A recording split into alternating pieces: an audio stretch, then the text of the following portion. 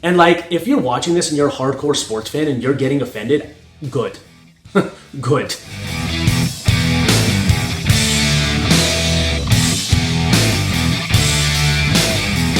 What's up, everyone? Welcome to another episode of the Strength Classroom.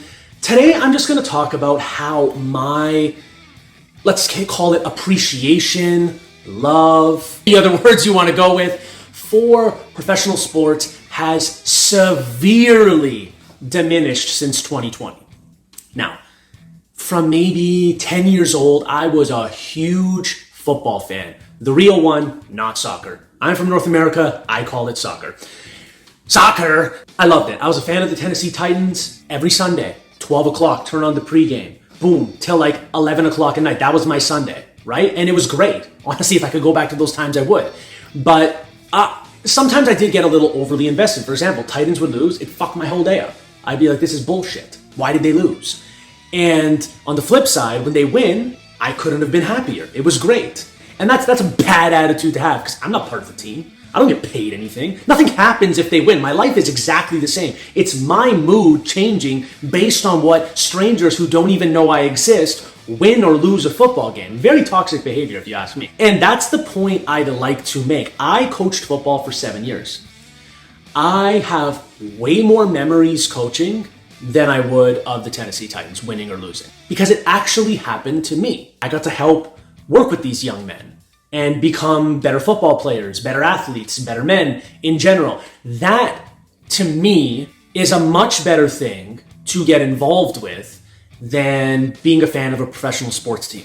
Now, I also came across this YouTube channel by this guy named Snarp. He goes to sports games dressed up as the opposing team. So he puts a jersey of an opposing team on and basically acts like an obnoxious fan. And there are some fans that like respond back to him. Some of them just gave him the nod, like, yeah, sure, buddy, yeah, whatever. Watching these videos have made me realize that if you're a hardcore sports fan, you are a fucking loser. Like the way some of these people, like he'll just, let's say it's the, I don't know, Boston Celtics versus, who did they face in the NBA Finals? Who was it? Who cares? Okay, Boston Celtics versus the other team. And he's pretending to be a Boston Celtics fan. And the other team, he'll be like, yeah, Celtics in 7. They'll be like, what'd you say, buddy? I'll fucking kill you. I'll beat the shit out of you. And it's like, yo, what are you getting so mad about? What are you getting so mad about? All he's doing is cheering for his team like you're cheering for your team. It makes no sense why you would get so emotionally invested. You're paying a billionaire to enter their stadium to watch a team that doesn't care whether they win or lose. They just want your money.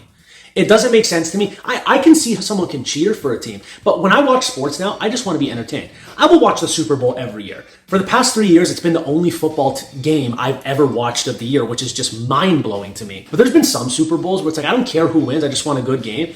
And then the game ends up being shit, and I'm like, that was a bad game. Like, even if I was a fan of that team, I wouldn't be like, ooh, that was such a good game because my side won. No, it's a shit game. So those videos have made me realize, like, hardcore sports fans, they're losers. And like, if you're watching this and you're a hardcore sports fan and you're getting offended, good. Good. Especially when like you're a grown man. And I could see if you go to a college and you want to like support your team, but even then, who gives a shit? What, so you can wake up the next morning and tell the people that lost that my team is better than yours? You didn't do anything.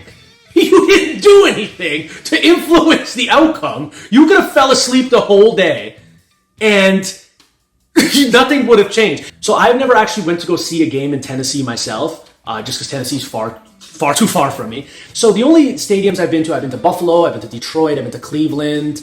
Where else have I been? I think that's it. All the northern areas, like near Canada.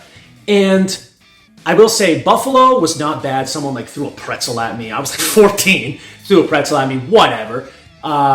You get the heckling, like you're a loser, blah, blah, blah. Detroit was fine. The worst part about Detroit was walking to and from the car. Cleveland was hands down the worst opposing fan experience I've ever had. And the reason being is that was the first game I had ever been to where the Titans actually lost. And I had to do the walk of shame back to the car, and it hit me. Once they lost, I was like, oh shit, I've never experienced this walk back to the car after my team is lost.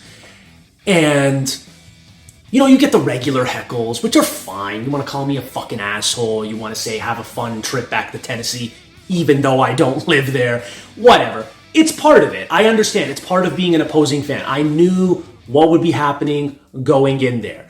But there was this one time walking back where I heard someone go like, hey, asshole. And I'm like, I didn't even turn around because I'm like, I'm 99% sure that's directed at me, but what am I going to do? Then he's like, hey, asshole. And it got closer. And I'm like, okay, whatever. And then a motherfucker grabbed my wrist and turned me around. And that's when I'm like, I'm fucking going to jail in America because I'm going to beat the fuck out of this old man. He was like this 72-year-old man. And that got me. You know what? You want to say whatever you, but don't fucking touch me. Okay? That's crossing the line to me. And then another Cleveland fan like grabbed me by the shoulder, like bear hugged me. And he's like, here, walk with me, buddy. And that kind of calmed me down. He was like, you know, like, don't worry. Not everyone's like that. He's like, we got a couple of fucking yahoos here that ruin the experience for everyone. He goes, I commend you for wearing your away jersey. He goes, don't worry. Nothing's going to happen on your way back to the car. He was just a really understanding gentleman.